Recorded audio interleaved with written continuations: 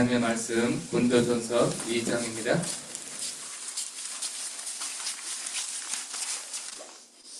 고린도전서 2장 1절에서 5절 말씀입니다.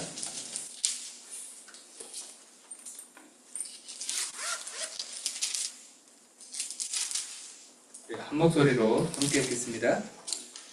형제들아, 내가 너희에게 나아가 하나님의 증거를 전할 때 말과 지혜의 아름다운 것으로 아니하였나니 내가 너희 중에서 예수 그리스도와 그가 십자가에 못 박히신 것 외에는 아무것도 알지 아니하기로 작정하였습니다. 내가 너희 가운데 거할 때 약하고 두려워하고 심히 떨어노라.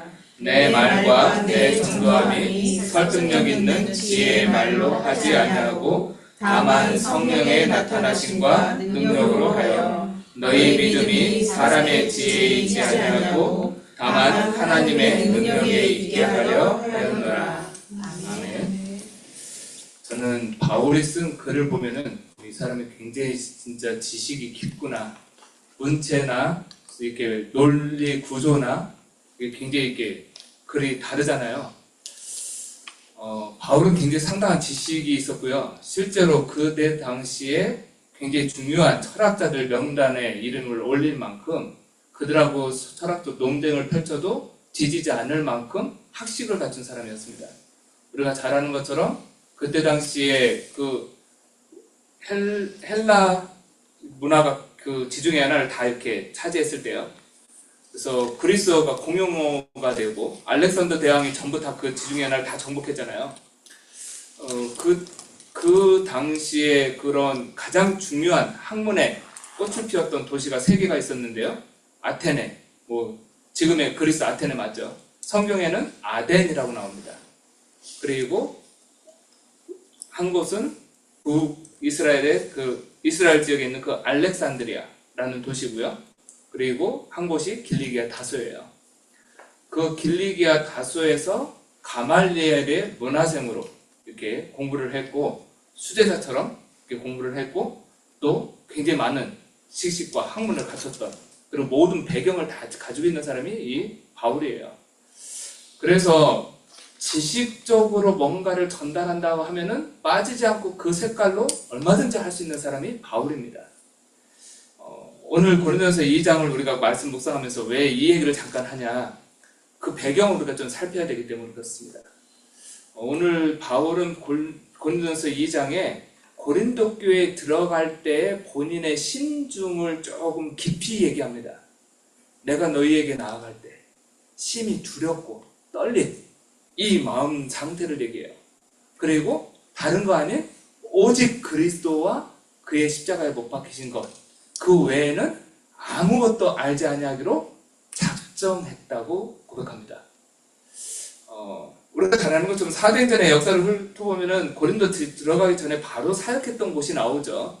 그곳이 아덴이라는 지역이에요. 데살로니가 지역 사역을 마치고 베레아를 거쳐서 아덴으로 와서 아덴에서 혼자 사역을 했던 그 시간표가 나옵니다. 거기에서 바울이 어떤 메시지를 전했는지 이걸 우리가 좀 살펴볼 거예요, 오늘요. 그 내용을 가지고 오늘 고린도서 2장을 보면은 왜 바울이 이걸 말하는지 이걸 확인하게 돼요. 그럼 우리는 여기서 끝나면 안 되죠.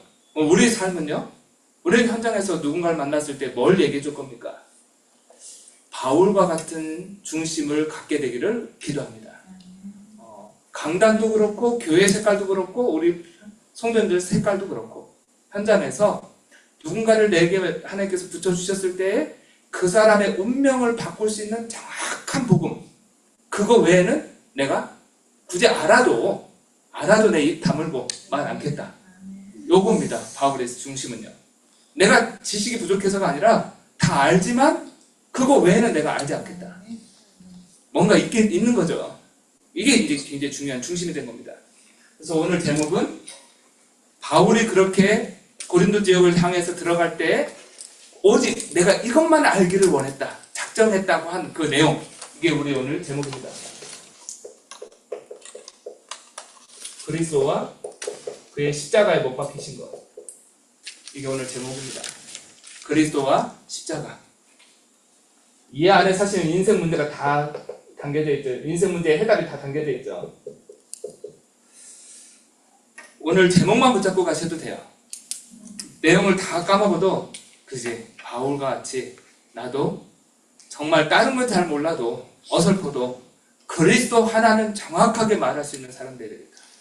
우리 중남미 가가지고 훈련을 계속 그거 시킵니다. 사실은요. 뭐 조금 부족해도 그리스도를 정확하게 전달해 줄 수 있는 사람. 그러면은 하나님은 진짜 그 인생 가운데 귀신한테 시달리고 이렇게 운명에 빠져가지고 막 이렇게 종교에 빠져가지고 힘든 영혼들 많잖아요. 근데 그리스도만 들어야 살 사람이 있어요. 지금 공부는 많이 했어요. 근데 그리스도 없어서 헤매는 사람이 있어요. 이 사람한테 누굴 보내겠습니까? 데려다 놓으면은 그리스도도 말하고 다른 것도 얘기해주고 같이 운동도 하고 놀아주고 이런 사람 말고 그리스도만 전해줄 사람을 하나님은요 붙이실 겁니다. 우리 교회 모든 중직자분들, 우리 모든 렘넌트들, 우리 모든 성도님들이요 그 축복 속에 서게 되기를 기도합니다. 오늘 바울이 그걸 가지고 고린도에 들어갔어요. 우리 아덴에서의 사역을 좀 먼저 살펴볼 텐데요.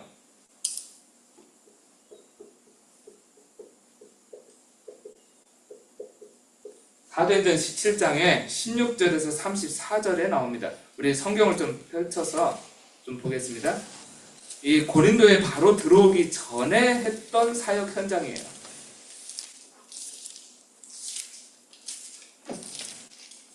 우리 지난번에는 우리 사도행전 18장을 살펴봤는데요. 고린도 전후서를 우리가 말씀을 못 하지만은 배경이 되는 그 내용이 사도행전에 다 기록이 되어져 있기 때문에 보고 가야 되겠죠. 사도행전 17장 1절부터는 데살로니가에서 사역이 나오고요. 10절부터는 베레아 지역 사역이 나오고 베레아에서 이제 이 아덴으로 지금의 아테네입니다. 그리스도의 수도. 아테네 하면 뭔가 또 금방 연상이 되잖아요. 그리스도의 수도가 있다. 거기에서 올림픽도 시작됐잖아요. 신전도 있어요. 파르테논 신전도 있어요. 머릿속에 그려지시죠? 막 그림 영상 많이 보셨죠? 그 유명한 파르테논 신전이 있고요. 제우스 신 섬기는 신전도 있고요. 그리고 거기에 어마어마한 철학자들이 가득 차서 늘 논하는 그런 곳이 있어요. 그게 오늘 성경에 나옵니다. 우리 17장 16절에 보면요. 바울이 아덴에서 그들을 기다리다가 그 성에 우상이 가득한 것을 보고 마음에 격분하여 라고 기록되어 있습니다. 우리 아덴 현장이에요. 뭐 그때 당시에 모든 도시가 다 그렇죠. 가는 곳곳마다 고린도도 마찬가지고 에베소도 마찬가지고요. 우상들이 가득한 특히 이 아덴은 두말할 필요 없이 더 심하겠죠. 우리가 알잖아요. 그리스 신화 이거 생각하시면 돼요. 로마 신화의 영향을 제일 많이 준 게 그리스 신화인데 그리스 신화 생각하시면은 신들을 얼마만큼 많이 섬겼는지 거기에 신전도 있고 제사도 지내고 그러잖아요. 우상이 가득한 것을 보고 격분했다고 그랬어요. 마음에. 그리고 17절 보니까요. 회당에서는 유대인과 경건한 사람들과 또 장터에서는 날마다 만나는 사람들과 변로했다. 조금 색깔이 이제 다른 지역하고 틀리게 나가죠. 성경에서는 변론하지 말라고 이렇게 얘기하던데 바울은요 요구했습니다. 워낙 거기 동네가 그래요. 이쪽 동네가 그러니까 바울이 거기에 색깔을 맞췄던 것 같아요. 변론했다.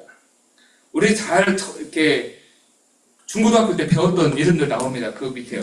18절에 에피쿠로스와 스토아 철학자들 들어보셨죠? 이렇게 스토아 철학, 에피쿠로스 학파 나오죠. 우리 그리스의 유명한 철학자들 많은데 너 자신을 알라. 누구죠? 소크라테스. 그 제자 아리스토텔레스. 플라톤. 그 플라톤의 제자 아리스토텔레스.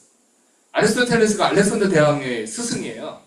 그 알렉산더 대왕 이후에는요 큰 두 학파가 나뉩니다. 그게 오늘 성경에 나오는 거예요. 에피쿠로스하고 스토아 철학자들. 이 에피쿠로스 사람들은요 사후 세계도 믿지 않고 유물론적인 사상을 가지고 있고요. 그리고 일단 사후 세계를 믿지 않는다는 말은 죽으면 끝나기 때문에 굳이 그다지 뭐 경건하게 이런 게 없어요. 예수 믿기 참 힘든 색깔이죠. 이 사람들한테 얘기하는데 천국 지옥 알겠습니까? 안 받아들이겠죠. 그래서 이 사람들은요, 삶이 그냥 이 땅에서 삶이 끝이니까 쾌락을 추구합니다. 이런 사람들이에요. 반대로 스토아 철학자, 스토아 학파들은요, 굉장히 이성에다가 굉장히 무게를 두고 이렇게 막 살아가요. 제가 철학 얘기하려고 하는 건 아닌데요.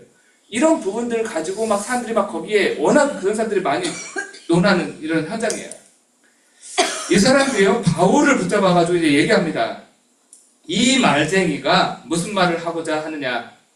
어떤 사람은 이르되 이방 신들을 전하는 사람인가 보다 하니 이는 바울이 예수와 부활을 전하기 때문이라.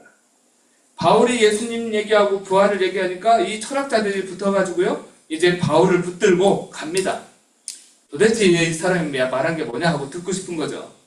그래서 19절에 보니까 아레오바고라는 지명이 나와요.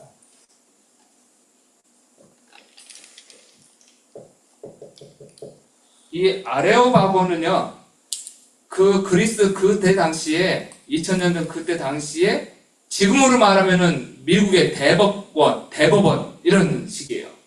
그러니까 최고 재판소, 그 국가적인 문제, 소소한 서로 막 이렇게 도둑질하고 하는 이런 민법, 이런 민사 이런 거 다루는 데가 아니고요.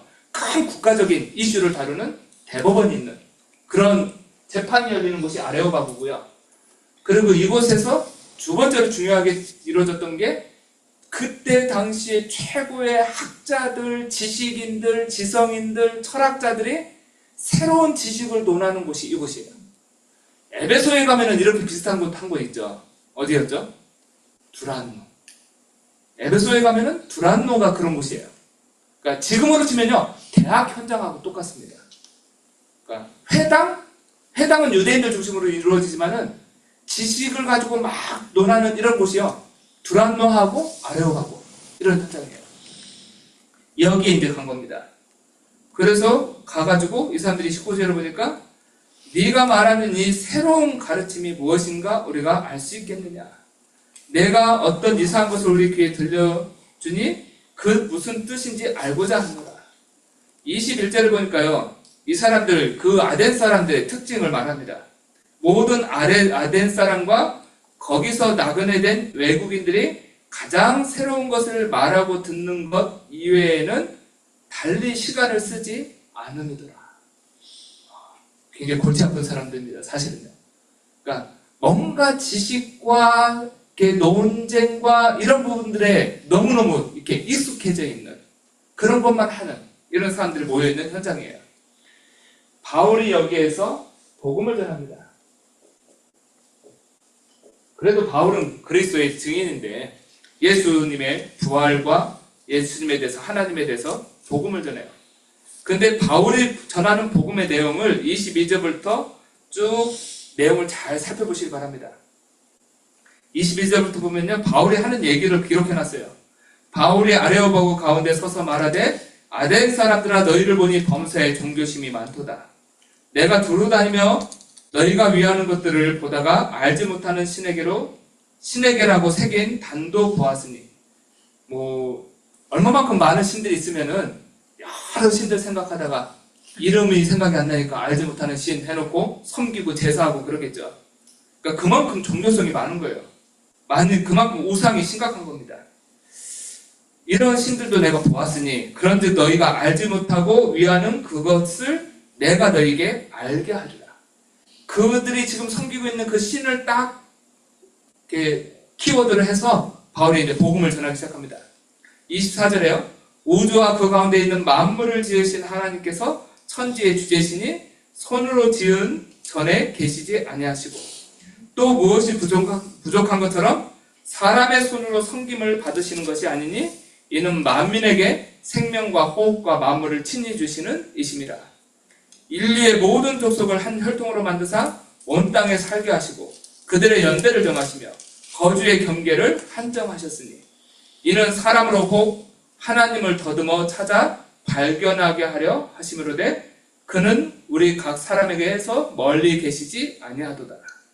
우리가 그를 힘입어 살며 기동하며 존재하느니라. 너희 시인 중에 어떤 사람들이 말과 같이 우리가 그의 소생이라 하니 이와 같이 하나님의 소생이 되었은즉 하나님을 금이나 은이나 돌이나 사람의 기술과 고안으로 새긴 것들과 같이 여길 것이 아니니라.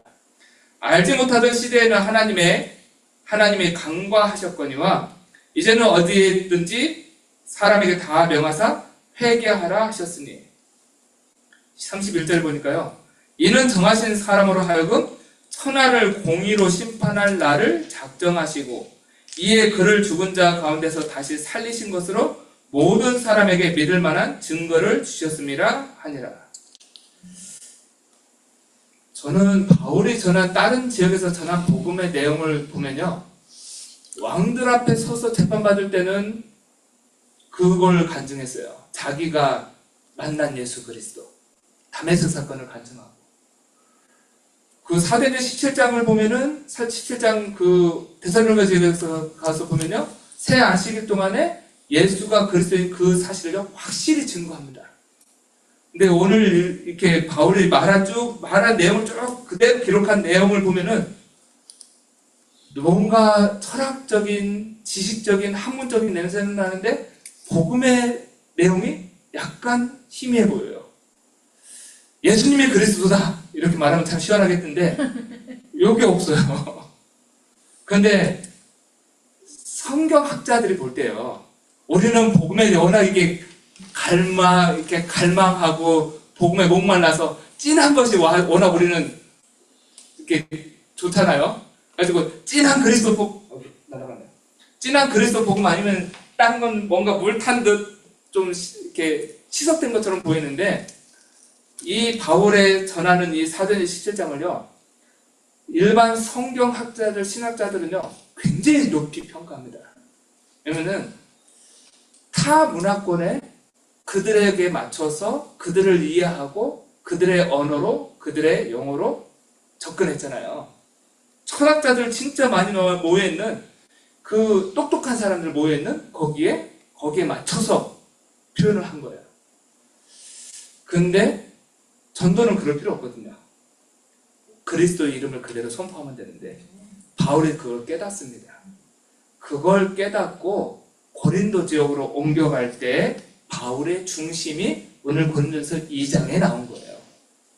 이 사역을 다 마치고 물론 믿는 사람 생겼습니다. 몇 사람이 생겨요.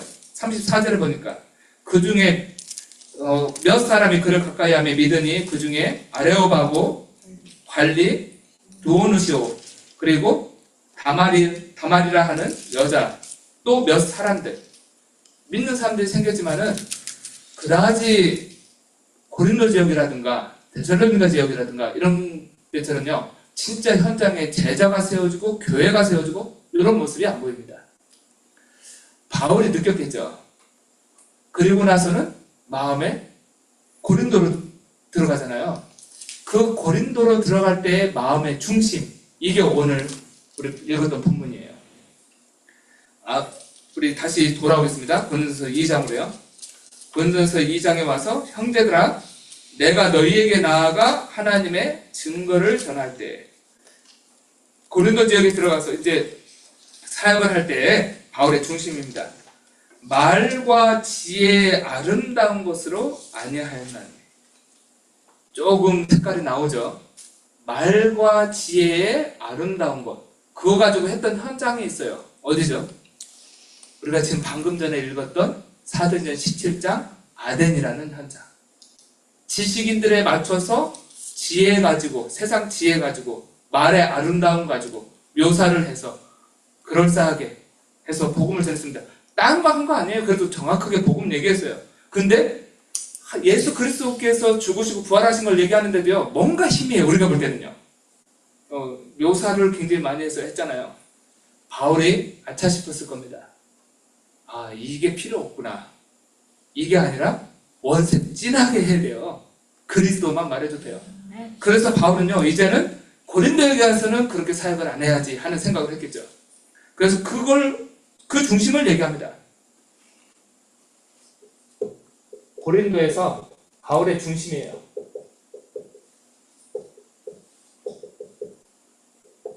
1절에요. 아름다운 말, 세상의 지혜로운 말, 이걸로 하지 않기로 내가 작정했다. 이걸로 너에게 하지 않았다 라고 고백해요. 내가 너에게 복음 전할 때 말과 지혜의 아름다운 것을 하지 아니하였다. 그 이유가 나오죠. 2절에요. 내가 너희 중에서 예수 그리스도와 그의 십자가에 못 박히신 것 외에는 아무것도 알지 아니하기로 작정했다. 예수 그리스도와 십자가에 죽으심과 부활, 이거 외에는 내가 아무것도 알지 아니하기로 작정했다. 그래서 아름다운 말을 묘사할 필요가 없어요. 예수님 십자가에서 죽으시고 부활하신 거 얘기하는데 뭐 수식어가 그렇게 많이 필요합니까? 그대로 선포해버리면 돼. 요구했다는 겁니다. 그 마음 가지고 들어갔다는 거예요. 이 중심 가지고 어느 정도로 마음을 그걸 중심에 담았는지 3절에 내가 너희 가운데 거할 때 약하고 두려워하고 심히 떨립니다. 바울은 아까도 서론에서 설명드렸던 것처럼 약한 사람 아니에요. 어마어마한 배경 다 가지고 있습니다. 얼마만큼 담대한지 빌립보 지역에서는요, 귀신 들린 여종 고쳐놓고 잡혀가지고 감옥에 들어가잖아요. 거기서 막 두렵고 막 약해가지고 떨고 그러지도 않아요. 찬양하고 기도하고 그러다가 온문터 열리고 성령이 역사하고 담대하게 간수들한테 복음 전하고 그러고 나서 나중에 얘기하잖아요. 내가 로마 사람이다. 그리고 담대하게 나오잖아요. 그런데 여기에 갈 때 그 중심은요, 자기 거 내려놓는 겁니다. 내 걸로 안 하려고 하는 거예요. 그래서 약하고 두려워하고 심히 떠는 거야.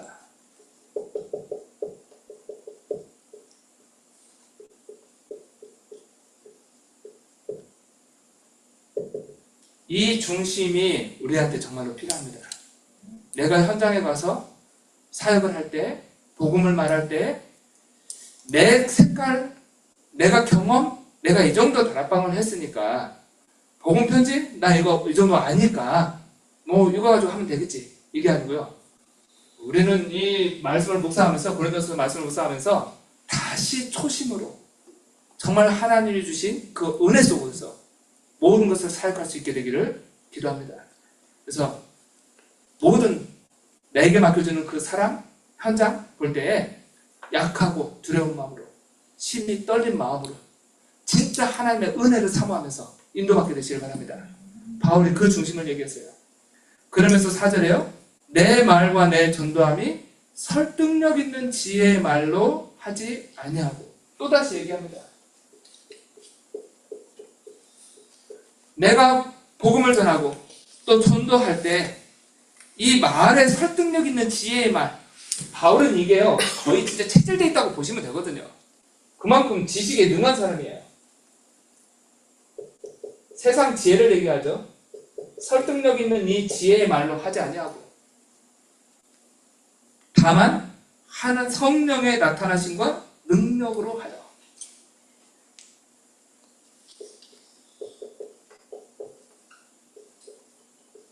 성령의 나타나심과 능력으로 할 수 있도록. 이게 굉장히 중요한 열쇠입니다. 내가 말을 잘한다. 그러면요, 가가지고 유익한 면이 없지 않아 있을 수 있겠죠. 말 더듬더듬 하는 것보다 그냥 청산유수처럼 말을 잘. 저는 중남에 가가지고요, 사역하다 보면은 이분들 포럼 시키면요, 들어보셨나요? 포럼 할 때요? 막 쫙 나와요. 근데 진짜 거침없이 나와요. 저는 그분들 포럼 하는 거 듣고, 죽어도 저렇게 있는 포럼 못하겠다. 이런 이 마음 들 정도로 이제 포럼을 어떤 분은 막 한 5분, 10분을 쫙 얘기해요. 말을 잘하면 유익할 수 있습니다. 좋을 수도 있어요. 근데 한편에서는 더 복음을 가리울 수도 있어요. 말 잘 못해도 사실 상관없습니다. 이걸 구하게 되시길 바랍니다. 바울이 이걸로 사역했어요. 지혜로운 말로 하지 아니하고 성령을 잘해서가 아니라 하나님이 역사하시도록, 하나님의 능력이 나타나도록, 이렇게 내가 했다는 겁니다. 내 말과 내 전도함. 바울은 고린도에서 전도도 했고 말씀도 전하고 했잖아요. 그 모든 것을 이렇게 얘기합니다. 그러면서 5절에요. 너희 믿음이 사람의 지혜에 있지 아니하고 다만 하나님의 능력에 있게 하려 하였노라. 믿는 바울을 통해서 복음을 전해받는 그 사람들, 대상자들이, 우리가 만나는 현장에 있는 사람들이요, 우리가 어떻게 사역을 해주냐에 따라서 이 5절에 있는 내용으로 갈립니다. 너희 믿음이 사람의 지혜에 있지 않냐고. 우리가 말을 잘해가지고 성령의 역사가 아닌 너무 지혜롭게 지식을 잘 전달해가지고 막 하면요, 성령의 역사가 없는데 그것을 잘해요. 그러면 그 사람들은 여기에 설 겁니다. 그러면은 그 다음 다른 사람이 와가지고 말 어설프게 하면요, 들리지도 않아요.